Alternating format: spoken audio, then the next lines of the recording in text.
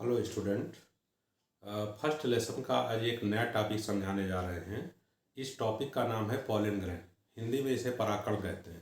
तो आओ सीखते हैं कि परागकण क्या होते हैं। जैसे ये लिखा हुआ है परागकण, पॉलन ग्रेन।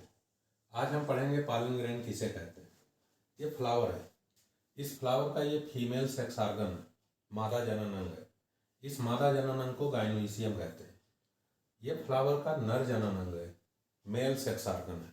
इस मेल सेक्स ऑर्गन की यूनिट को स्टेमन कहते हैं। स्टेमन का जो शीर्ष भाग है, इस शीर्ष भाग से ये परागकण बनते हैं।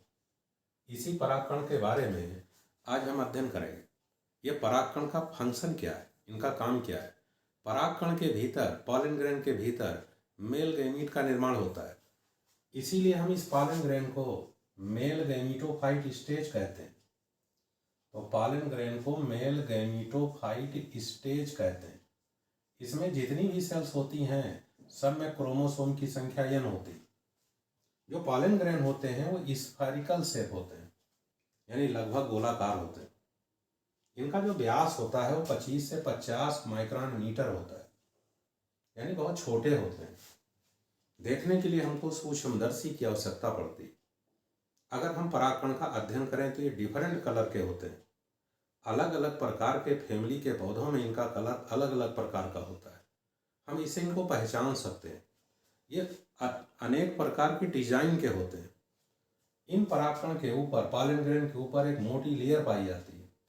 इस मोटी लेयर को हम एक्साइन लेयर कहते हैं। एक्साइन लेयर के ठीक नीचे एक दूसरी लेयर पाई जाती है। जो ये दूसरी लेयर पाई जाती है इसे इंटाइन लेयर कहते हैं। एक्साइन लेयर का निर्माण एक विशेष प्रकार के रसायन से होता है। यह रसायन पृथ्वी का सबसे अत्यधिक रेजिस्टेंट रसायन, प्रतिरोधी रसायन, यानी इसके ऊपर उच्च अम्ल का कोई प्रभाव नहीं पड़ता है, उच्च क्षार का प्रभाव नहीं पड़ता है। ये किसी भी एंजाइम से डिग्रेड नहीं होते हैं। हम ऐसे कह सकते हैं कि इस एंजाइम का निर्माण करने वाला जो रसायन है वो स्पोरोपोलिन है, और ये स्पोरोपोलिन नामक रसायन अत्यंत प्रकार का प्रतिरोधी रसायन है। इसीलिए परागकण के ऊपर किसी भी विशेष परिस्थिति का कोई प्रभाव नहीं पड़ता है और ये पूर्ण रूप से सुरक्षित रहता है। दूसरी लेयर जो इंटाइन है, इस इंटाइन का निर्माण जिस रसायन से होता है वो सेलुलोज है। जिस रसायन से होता है वो पेक्टिन है। इस इंटाइन के ठीक नीचे सेल मेम्ब्रेन भी पाई जाती है। सेल मेम्ब्रेन सेल में पढ़ करके आए हो। जो सेल मेम्ब्रेन होती है प्रोटीन और लिपिड से बनी होती है। अंदर इसके साइटोप्लाज्म भरा होता है। इसके अंदर एक न्यूक्लियस होता है। वो न्यूक्लियस माइटोटिक डिवीजन करके 2 न्यूक्लियस बनाता है।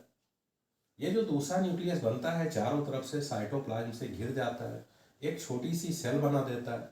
ये जो छोटी सी सेल बना देता है, इस सेल को हम जनरेटिव सेल कहते हैं, जनन कोशिका कहते हैं।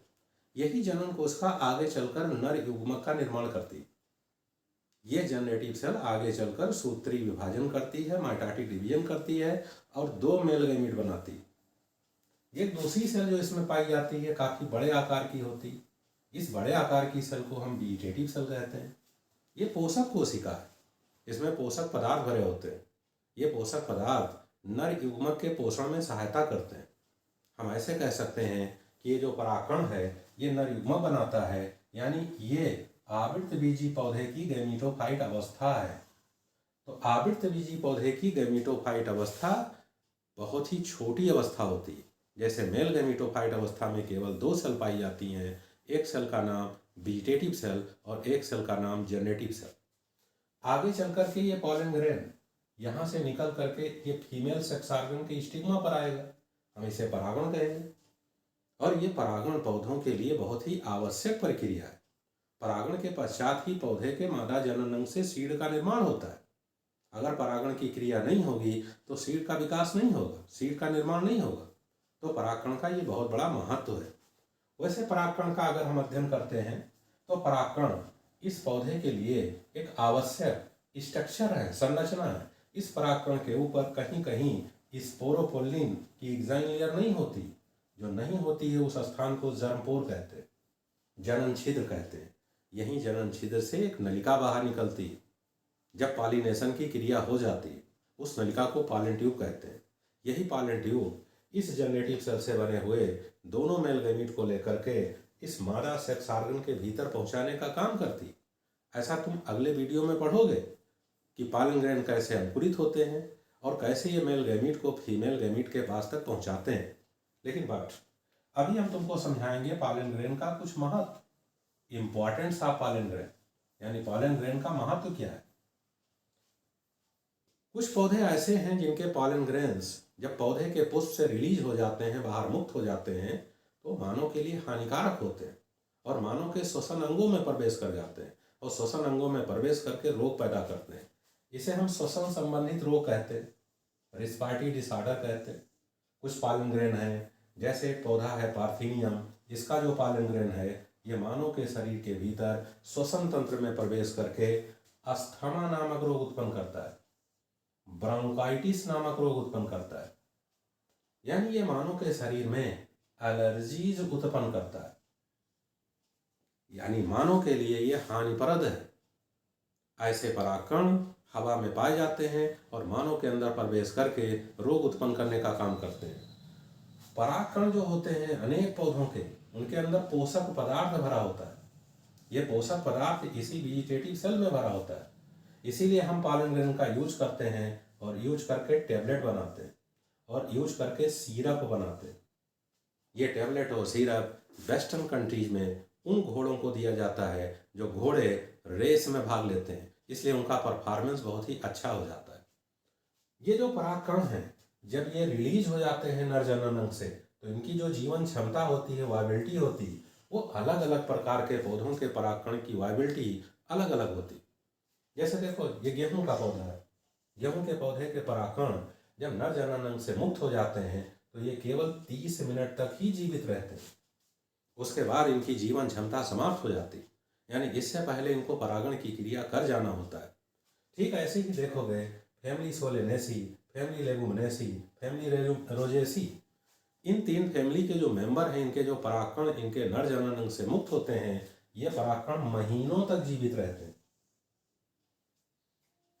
हम पौधों के परागकण को अपने लेबोरेटरी में सुरक्षित कर सकते हैं और इनको कई सालों तक लाइव स्टेज में बनाए रख सकते हैं। इस प्रोसेस को हम क्रायो प्रिजर्वेशन कहते हैं।